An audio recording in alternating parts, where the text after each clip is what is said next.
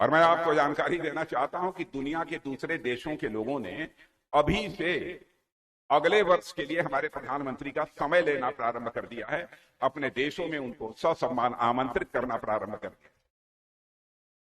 सामान्यतः जब चुनाव होते हैं तो एक अस्थिरता का माहौल, यह संदेश बना रहता है कि पता नहीं उस देश में किसकी सरकार बनेगी नहीं बनेगी, कुछ नहीं कहा जा सकता।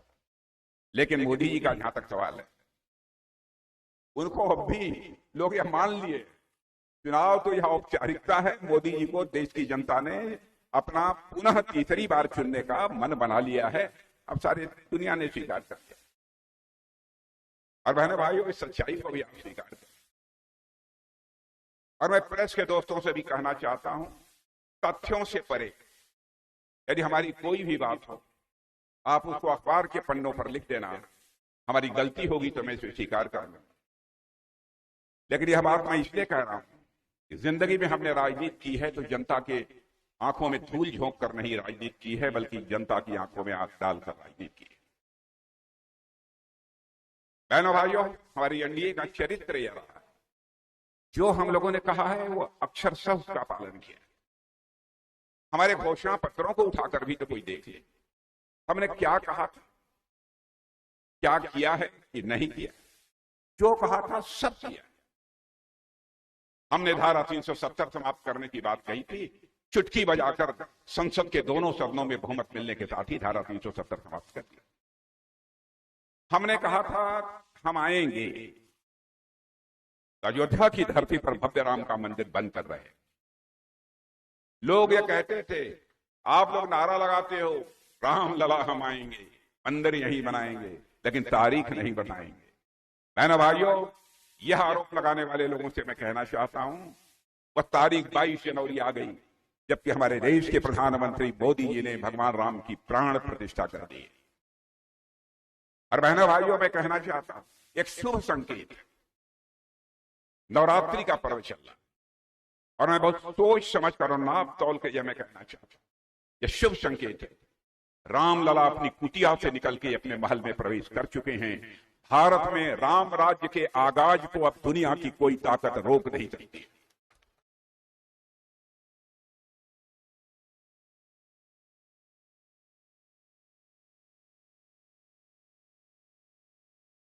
और मेरे बहनों भाइयों, राम राज्य किसे कहते हैं?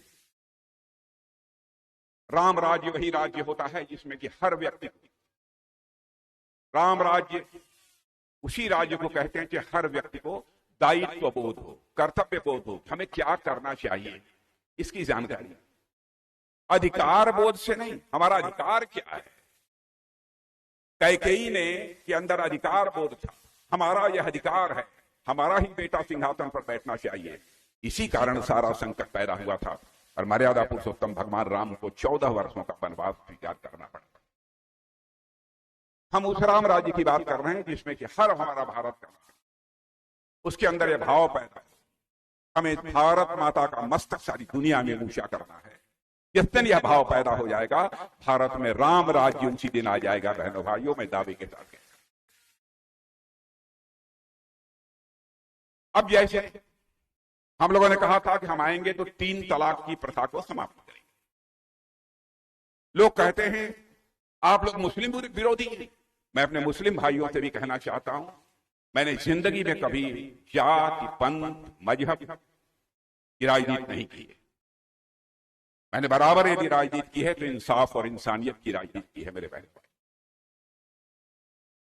मैं मुसलमान भाइयों को बतलाना चाहता हूं, केवल मुसलमान भाइयों को नहीं, जो ईसाई हों उनको भी, जो यहूदी हों उनको भी, जो भी पारसी हों उनको भी, जो भी भारत के, चाहे किसी भी धर्म को मानने वाली कोई माता हो, बहन हो, बेटी हो, बहनों भाइयों, कोई इसे स्वीकार करे अथवा न करे, हम सब सारे लोग, एनडीए के लोग, भारतीय जनता पार्टी के लोग, उसको अपनी माता, बहन और बेटी ही मानते हैं। भले ही आपको जो मानना हो उसे मानो, लेकिन हम माता, बहन और बेटी मानते। किसी भी धर्म को मानने वाली माता, बहन और बेटी के साथ जुल्म होगा, अत्याचार होगा। सत्ता के लोभ में कोई भले ही उसे माफ कर दे, लेकिन बहनों भाइयों, भारतीय जनता पार्टी माफ नहीं करने वाली। तीन तलाक कितना जुल्म था। मुस्लिम बहनों, शादी हुई 10 दिन के बाद खड़े होकर कोई बोल दे तलाक तलाक तलाक और उसको छुट्टी कर दे। राजनीति आए भाड़ में, सत्ता के मोह में भले ही कोई इसे स्वीकार कर ले, लेकिन हम एनडीए के लोग इसे कभी स्वीकार नहीं कर सकते बहनों भाइयों। इसलिए डंके की चोट पर हमने 3 तलाक की प्रथा को भी समाप्त किया।